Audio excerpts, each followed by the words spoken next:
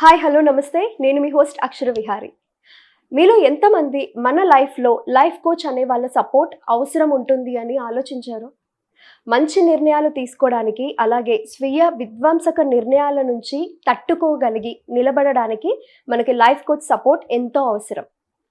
మనకి జరిగిన ఏవైనా పాత ఇన్సిడెంట్స్ ఉంటే, లేదా ఏదైనా పాత మెమరీస్ ఉన్నా అందులో నుంచి బయటపడి వాటిని తట్టుకొని సెల్ఫ్ గ్రోత్ ఎలా చేసుకోవాలి, వీటన్నిటిని మనకి కూర్చోపెట్టి క్లారిటీ ఇచ్చే వాళ్ళే లైఫ్ కోచ్. మరి అలాంటి ఒక టాప్ లైఫ్ కోచ్ మనందరి favourite energy booster MVN Kashyap గారు ఉన్నారు.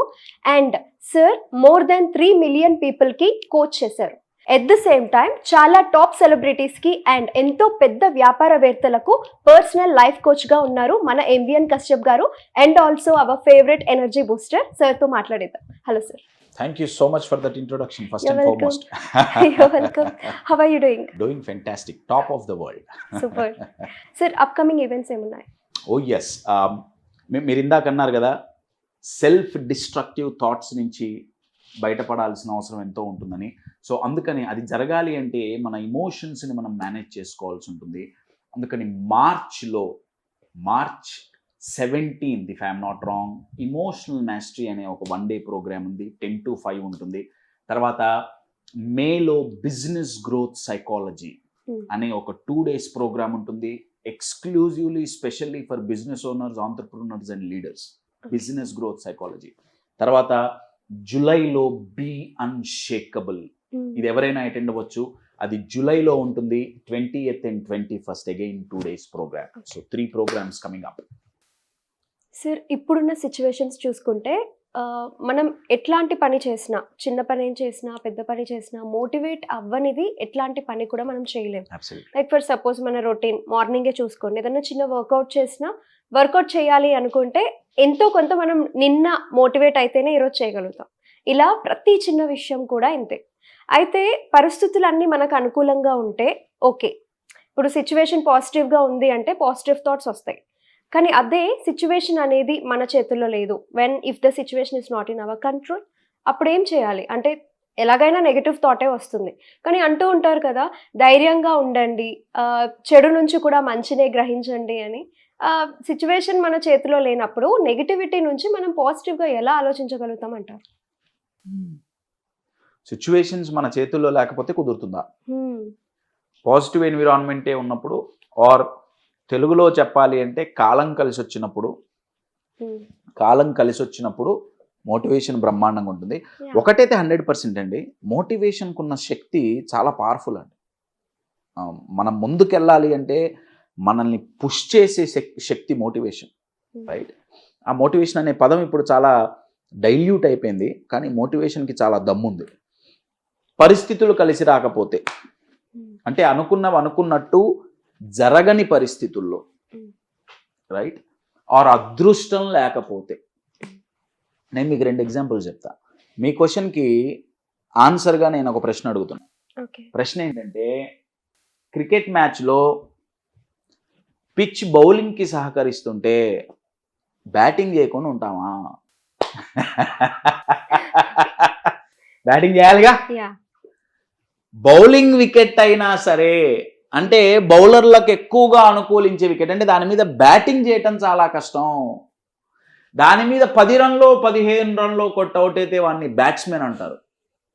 కానీ అటువంటి ప్రతికూల పరిస్థితుల్లో కూడా నించొని సెంచరీ కొట్టిన వాడిని బ్యాట్స్మెన్ అనరు, క్రికెటర్ అనరు, ఛాంపియన్ అంటారు. నేను అటువంటి ఒక ఛాంపియన్ ఎగ్జాంపుల్ నేను మీకు చెప్తాను. మీరు అడిగిన క్వశ్చన్కి ఆన్సర్ దొరుకుతుంది. ఎగ్జాంపుల్ ఏంటంటే, ఇప్పుడు నేను చెప్పబోయే వ్యక్తి 16 ఏళ్ల వయసు వచ్చేటప్పటికి నిరుపేద కుటుంబం, 3 సిబ్లింగ్స్, వాళ్ళు నిరుపేద కుటుంబం. ఆ అబ్బాయికి 16 ఏళ్ల వయసులో వాళ్ళ నాన్నగారు చనిపోయారు. Emotional pain. సెకండ్ బాధ ఏంటంటే ఫినాన్షియల్ బర్డెన్. ఇప్పుడు ఎందుకంటే వాళ్ళ ఇంట్లో డబ్బులు సంపాదించిన ఏకైక వ్యక్తి వాళ్ళ నాన్నగారు. కొద్దో గొప్ప ఇల్లు గడిచి ఎంత సంపాదించగలిగేవారు, ఇప్పుడు ఆయన కూడా లేరు. ఆ బాధ్యత అంతా ఇప్పుడు నేను చెప్పే పిల్లగాడి పైన, ఇతను ఫ్యామిలీలో పెద్ద పిల్లగాడు, ఈ అబ్బాయి మీద పడింది. ఈ అబ్బాయికి ఏమైనా 25-30 ఏళ్ళు ఉన్నాయంటే లేవు. 16 ఏళ్ళు టీనేజ్ అండి. ఓకే. టీనేజ్లో స్కూల్కో కాలేజీకో పోయి చదువుకోవాల్సిన వయసులో, ఎంజాయ్ చేయాల్సిన టైంలో, అంటే ఎంజాయ్ చేయటం అంటే టెన్షన్స్ పడకుండా ఉండాల్సిన టైంలో ఏకంగా అబ్బాయి మీద ఫ్యామిలీని నడిపించాల్సిన బాధ్యత పడింది. ఆ అబ్బాయికి ఏం చేయాలో తెలియక ఆ అబ్బాయి పెరిగిన ప్రదేశంలో ఫుట్పాత్ మీద బుక్స్ అమ్మేవాడు. ఓకే. ఫుట్పాత్ మీద బుక్స్. ఇది ఎప్పుడు నేను చెప్పింది ఎప్పుడు ఇది 1980s అండి. 1981లో ఆ అబ్బాయికి 16 ఏళ్ల వయసు.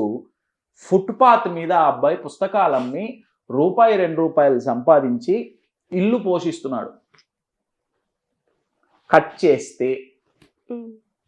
చేస్తే ఇప్పుడు అతని పరిస్థితి, అతని నెట్వర్త్ 1 కాదు 2 కాదు 25,000 కోట్లు. 25,000 కోట్లు అండి. 25,000 కాదండి, 25 కోట్లు కాదు, 25,000 కోట్ల నెట్వర్త్ని సృష్టించాడు. దుబాయ్లో ఉన్న రిచెస్ట్ ఇండియన్గా అతను పేరు సంపాదించాడు.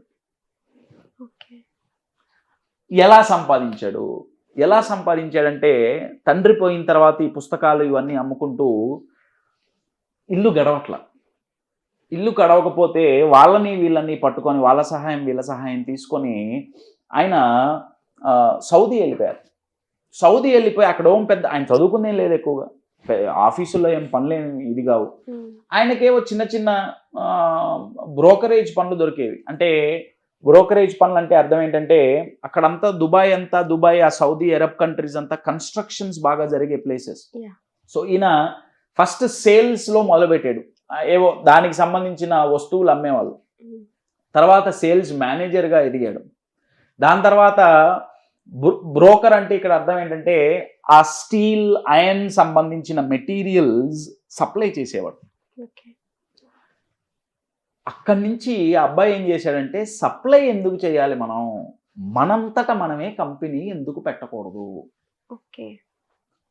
ఒక కంపెనీకి సేల్స్ ఎగ్జిక్యూటివ్గా నేను ఎందుకు పనిచేయాలి, నా కింద 100 మంది ఎందుకు పనిచేయకూడదు. ఆ టైంలో ఆలోచించడానికి చాలా బాగుంటుంది కానీ అంత ఈజీ కాదండి. ఒక్క ఆలోచనకి ఇంకో ఆలోచన మించి ఉంది. డ్రీమ్ బిగ్ అంటారు కదా, ఎంతో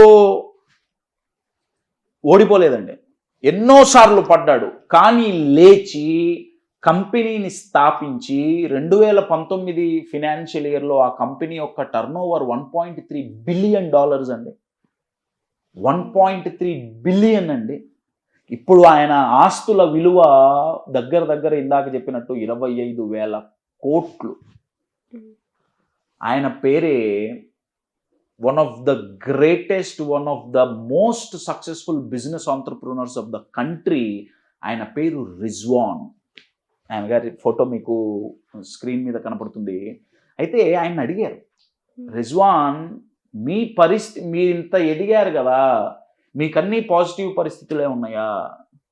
ఆయన అన్నారు, నాకు అసలు పాజిటివ్ పరిస్థితులే లేవు, ఇప్పుడు వచ్చినాయి పాజిటివ్ పరిస్థితులు, నాకన్నీ నెగిటివ్ పరిస్థితులే. మరి రిజ్వాన్ నువ్వు ఎలా బయటపడ్డావు? ఇందాక మీరు అన్నారే నెగిటివ్ సిచ్యువేషన్స్లో నుంచి పాజిటివ్ని ఎక్స్ట్రాక్ట్ చేయాలి.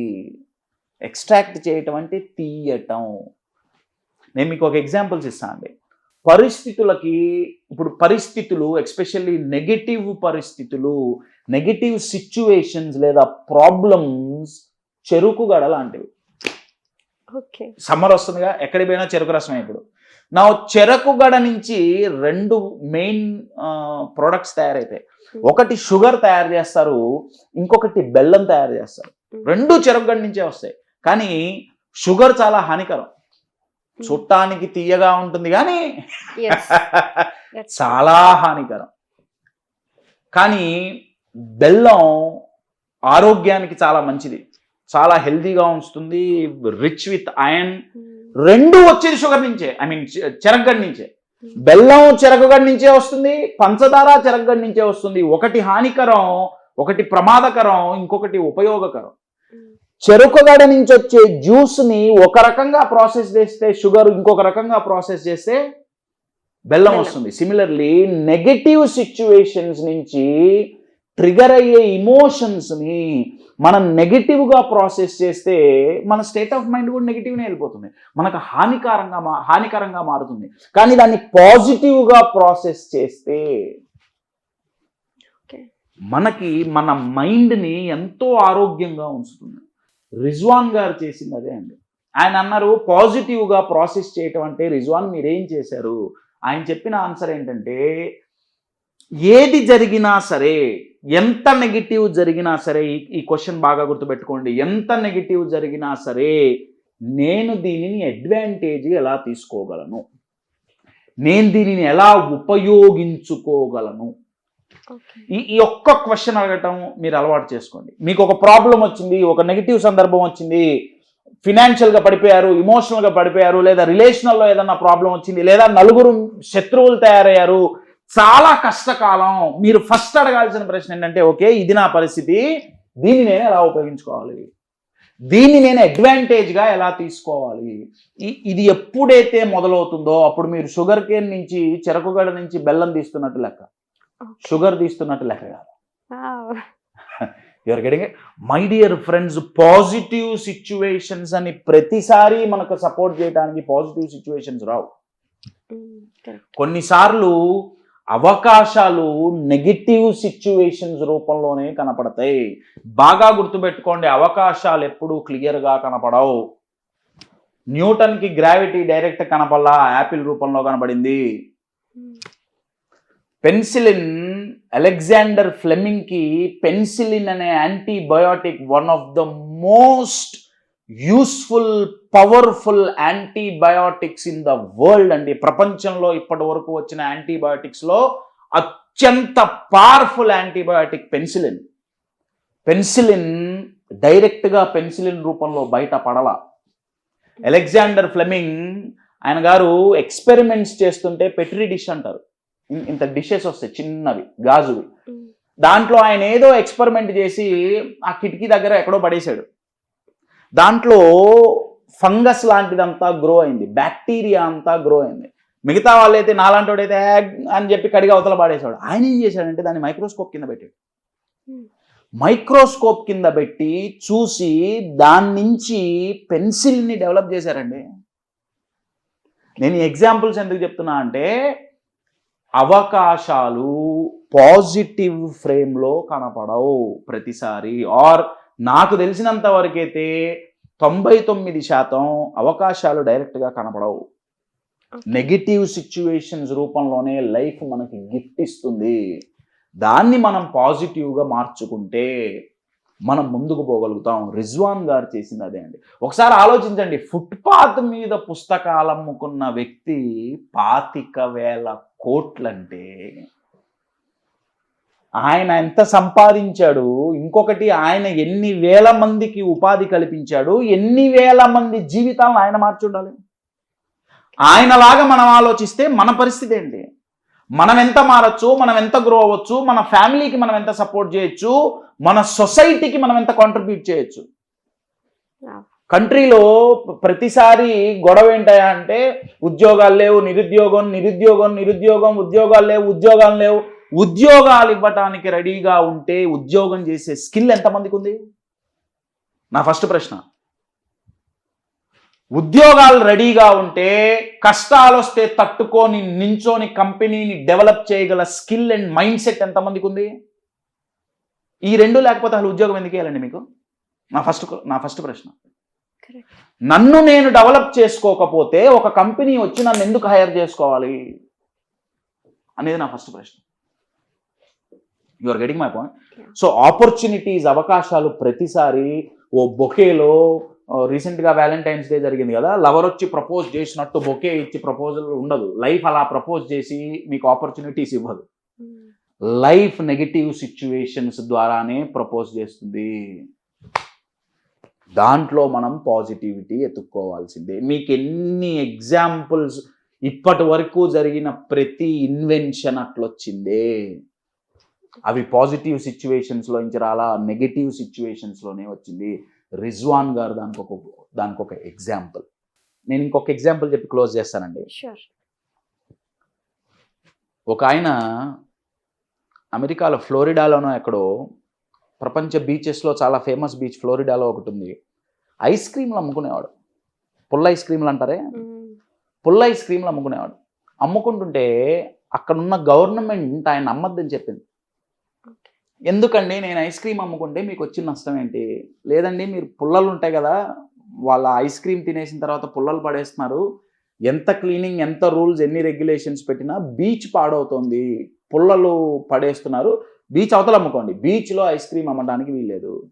ఆయన అన్నాడు నేను ఐస్ క్రీమ్ అమ్ముతా, పుల్ల లేని ఐస్ క్రీమ్ అమ్ముతా. పిచ్చోడా, పుల్ల లేకపోతే ఐస్ క్రీమ్ నేను చేతిలో పెడతావా? ఆయన అప్పుడు cone ice cream, first cone ice cream ఆయనే క్రియేట్ చేసింది. నాకు ఇమ్మీడియట్గా పేరు గుర్తుకు రావట్లా. ఆయన అన్నాడు పుల్ల పడేస్తున్నారు. ఆయన అన్నాడు ఒకవేళ పుల్ల తినేటట్టుంటే అది కూడా తింటే పడేయక్కర్లేగా. దాని నుంచి కోన్, అందుకే కదండి బిస్కెట్ని కోన్ రూపంలో చేసి అందుకే తినగలుగుతున్నాం. కోన్ అంటే ఏంటి? పలచగా ఉండే ఒక బిస్కెట్ అండి అది. దాంట్లో ఐస్ క్రీమ్ పెట్టి అమ్ముతున్నారు. నాకు ఆయన పేరు ఎగ్జాక్ట్ గుర్తు రావట్లేదు, నాకు ఉన్నట్టుండి ఆయన మైండ్లో ట్రిగర్ అయ్యారు. ఆ కంపెనీ కూడా చాలా పెద్ద ఫేమస్ ఐస్ క్రీమ్ కంపెనీ అండి, అది ఇప్పటికీ ఉంది. సో పాజిటివ్ సిచ్యువేషన్స్లో అవకాశాలు దొరకవు, నెగటివ్ సిచ్యువేషన్స్లోనే. మీరు ఏ పెద్ద కంపెనీ తీసుకోండి, Apple, IBM, Cisco, any big company you take, they are the biggest companies in the world. అవన్నీ నెగటివ్ సిచ్యువేషన్స్లోనే పుట్టినాయి, అవన్నీ క్రైసిస్లో నుంచే పుట్టినాయి.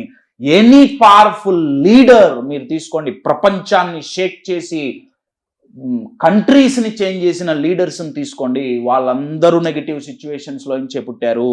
ఎందుకంటే వాళ్ళు నెగిటివ్ సందర్భాలలో నుంచి అవకాశాలని చెరుకు రసంలో నుంచి బెల్లం ఎక్స్ట్రాక్ట్ చేసినట్టు చేశారు. చెరుకు రసం తాగినప్పుడల్లా గుర్తుపెట్టుకోండి, రిజ్వాన్ గారిని గుర్తు తెచ్చుకోండి. చెరుకు రసం తాగినప్పుడల్లా ఇది గుర్తుపెట్టుకోండి, నెగటివ్ సిచ్యువేషన్స్ నుంచి పాజిటివ్స్ని ఎక్స్ట్రాక్ట్ చేసిన వాడే ఛాంపియన్. నెగటివ్ సందర్భాలని ఉపయోగించుకోగలిగిన వాడే ఛాంపియన్. నెగటివ్ పరిణామాలని, ప్రాబ్లమ్స్ని అడ్వాంటేజ్గా తీసుకోగలిగిన వాడే ఛాంపియన్. ప్రాబ్లమ్స్ని సాల్వ్ చెయ్యటమే కాదు, ఆ ప్రాబ్లమ్స్ను ఉపయోగించి కొన్ని లక్షల మందికి సర్వ్ చేయగలిగిన వాడే ఛాంపియన్. ఛాంపియన్ ఎప్పుడు ప్రాబ్లమ్స్ నుంచి వెనకాడడు, వెన్ను చూపించి పారిపోడు. హిందీలో ఒక సామెత ఉందండి, నేను తెలుగులో ట్రాన్స్లేట్ చేసి చెప్తా. సామెత వాళ్ళు ఏమంటారంటే, నీళ్ళ ఫ్లోలో చచ్చిపోయిన చేప కూడా పోతుంది. ఏంటి నీ గొప్ప? ఫ్లోలో పోతున్నావు, ఏదైతే అది చేద్దామంటావేంటి? చచ్చిన చేప కూడా నీళ్ళల్లో నీళ్ళు ఎటు పోతే అటు పోతుంది.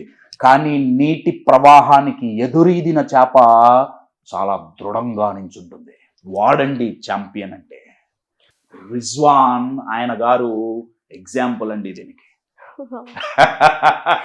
ఎదురీదగలిగిన వాడు ఎదురు లేకుండా నించోగలుగుతాడు. సినిమా నాగార్జున గారిది ఒక సినిమా ఉంది, ఎదురులేని మనిషి అని.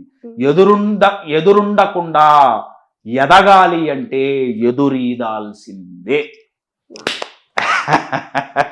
షుగర్ కేన్ జ్యూస్ తాగినప్పుడల్లా రిజ్వాన్ గారు గుర్తొస్తారేమో కానీ, బట్ ప్రతి ఒక్కరికి అంటే బ్లేమ్ చేసే వాళ్ళకి, నా పరిస్థితి బాగాలేదు, నాకు పరిస్థితి బాగాలేదు, నాకు పాజిటివ్ థాట్స్ రావట్లేవు అని బ్లేమ్ చేసిన ప్రతి ఒక్కరికి కశ్యప్ గారు ఇలా చెవు పిండి చెప్పినట్టుంది ఇది.